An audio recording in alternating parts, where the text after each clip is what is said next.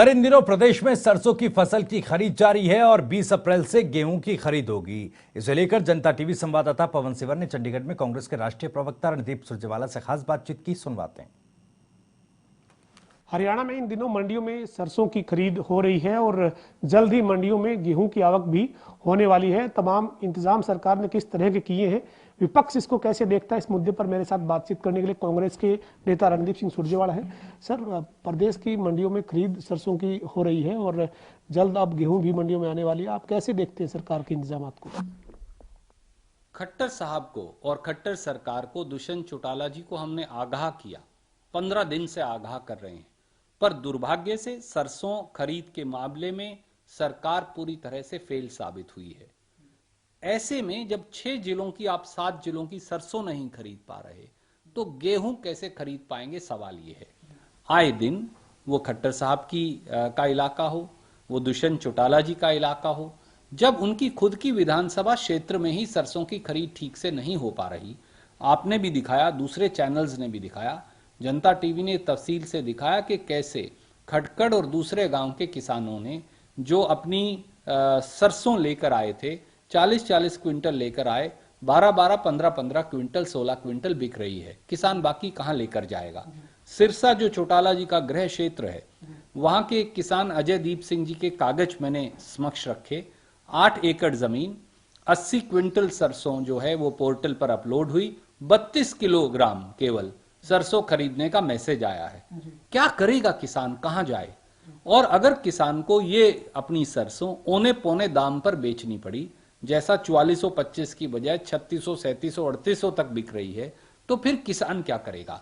और फिर बिचौलिए अगर मुनाफा कमाएंगे तो सरकार को भी नुकसान होगा, किसान को भी नुकसान होगा।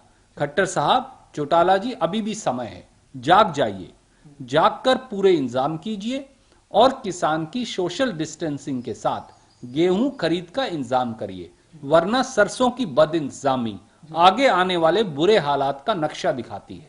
रणदीप जी, सरकार का तो ये दावा है कि हम एक एक दाना खरीद रहे हैं और हमने 3 गुना सरसों की खरीद के परचेज सेंटर बनाए हैं और 1950 से ज्यादा हमने गेहूं की खरीद के सेंटर बनाए हैं और हम किसानों को SMS के थ्रू बुला रहे हैं।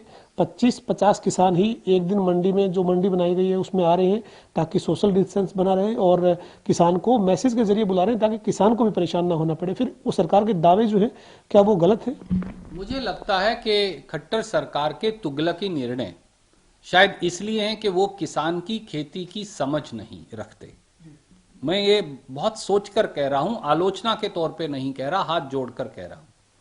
खट्टर साहब, क्या किसान 30 जून तक अपनी गेहूं की फसल खेत में खड़ी रख सकता है? जवाब नहीं में।